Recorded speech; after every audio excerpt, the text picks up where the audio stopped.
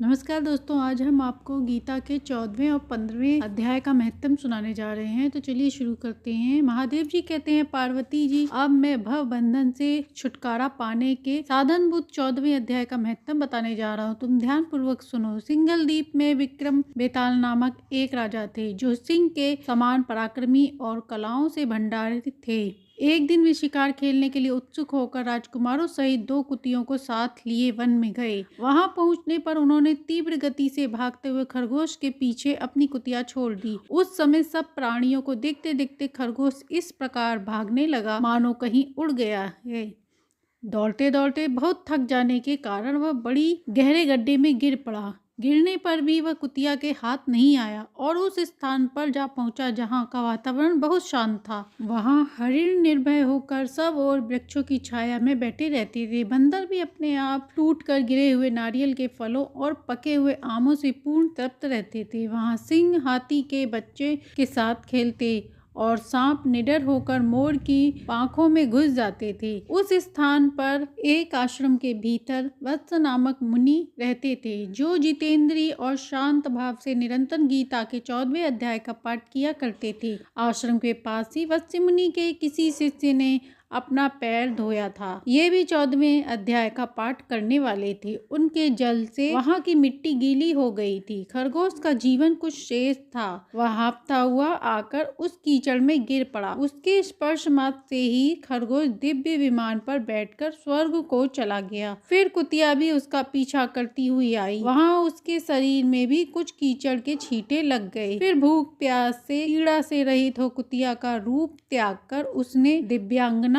का रमणीय रूप धारण कर लिया तथा गंधर्वों से सुशोभित दिव्य विमान पर आरूढ़ होकर वह स्वर्ग को चली गई। यह देख मुनि के मेधावी शिष्य स्कंधर हंसने लगे। उन दोनों के पूर्व जन्म के बैर का कारण सोचकर उन्हें बड़ा विस्मय हुआ। उस समय राजा के नेत्र भी आश्चर्य से चकित हो उठे। उन्होंने बड़ी भक्ति के साथ प्रणाम करके पूछा, विप्रवर, नीच योनि में पड़े हुए दोनों प्राणी कुतिया और खरगोश ज्ञानहीन होते हुए भी जो स्वर्ग चले गए, इसका क्या कारण है? इसकी कथा सुनाइए। शिष्य ने कहा, भूपाल, इस वन में वत्स नामक ब्राह्मण रहते हैं। वे बड़े जितेंद्रिय महात्मा हैं। गीता के 14वें अध्याय का सदा जाप करते हैं। मैं उन्हीं का शिष्य हूँ। मैंने भी ब्रह्म विद्या में विशेषज्ञता प्राप्त की है। गुरु जी की ही भांति मैं भी 14वें अध्याय का प्रतिदिन जप करता हूँ। मेरे पैर धोने के जल में लौटने के कारण वह खरगोश कुतिया के साथ स्वर्ग को प्राप्त हुआ। अब मैं अपने हंसने का कारण बताता हूँ। महाराष्ट्र में प्रत्युक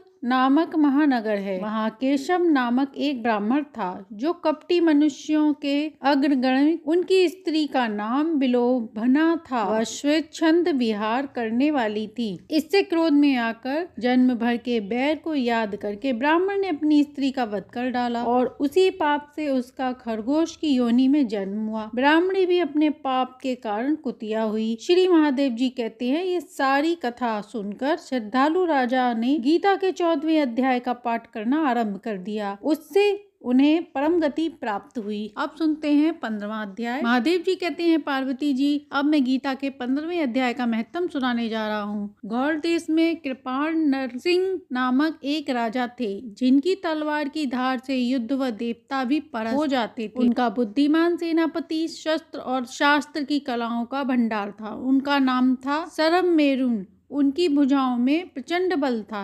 एक समय उस पापी ने राजकुमारों सहित महाराज का वध करके स्वयं ही राज्य का विचार किया। इस निश्चय के कुछ ही दिनों बाद वह हैजे का शिकार हो गया। थोड़े समय में वह पापात्मा अपने पूर्व कर्म के कारण सिंधु देश में एक तेजस्वी घोड़ा हुआ। उसका पेट सटा हुआ था। घोड़े के लक्षणों का ठीक ठीक ज्ञान रखने वाले किसी वैश्य के पुत्र ने बहुत सा मूल्य देकर उस अश्व को खरीद लिया और यत्न के साथ उसे राजधानी तक ले आया।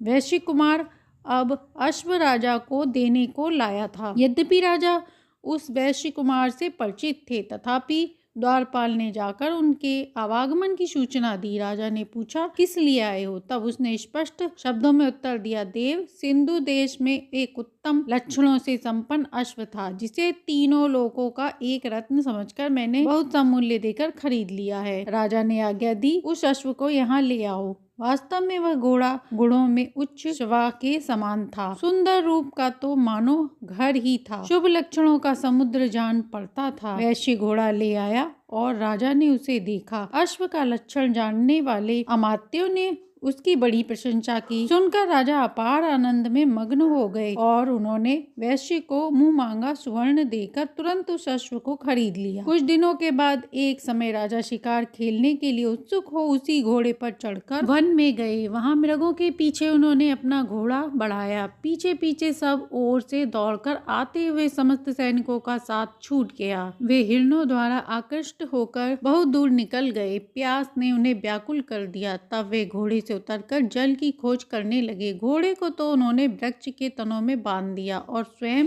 एक चट्टान पर चढ़ने लगे। कुछ दूर जाने पर उन्होंने देखा कि एक पत्ते का टुकड़ा हवा में उड़कर शिलाखंड पर गिरा है। उसमें गीता के 15वें अध्याय का आधा श्लोक लिखा था। राजा उसे पढ़ने लगे। उनके मुख से गीता के अक्षर सुनकर घोड़ा तुरंत गिर पड़ा और अश्व शरीर को छोड़कर तुरंत ही दिव्य विमान पर बैठकर वह स्वर्गलोक चला गया। तत्पश्चात राजा ने पहाड़ पर चढ़कर एक उत्तम आश्रम देखा, जहाँ नागेश्वर केले, आम और नारियल के वृक्ष लहरा रहे थे। आश्रम के भीतर एक ब्राह्मण बैठे हुए थे जो संसार की वासनाओं से मुक्त थे। राजा ने उन्हें प्रणाम करके बड़ी भक्ति के साथ पूछा, ब्राह्मण, मेरा अश्व अभी अभी स्वर्ग को चला गया, उसमें क्या कारण था? राजा की बात सुनकर त्रिकालदर्शी मंत्रवेत्ता और महापुरुषों के श्रेष्ठ विष्णु शर्मा नामक ब्राह्मण ने कहा, राजन, पूर्व काल में तुम्हारे यहाँ जो सरब मेरुंड नामक सेनापति था, वह तुम्हें पुत्र सहित मारकर स्वयं राज्य हड़प लेने को तैयार था। इसी बीच में हैजे का शिकार होकर वह मृत्यु को प्राप्त हो गया। उसके बाद वह उसी पाप से घोड़ा हुआ।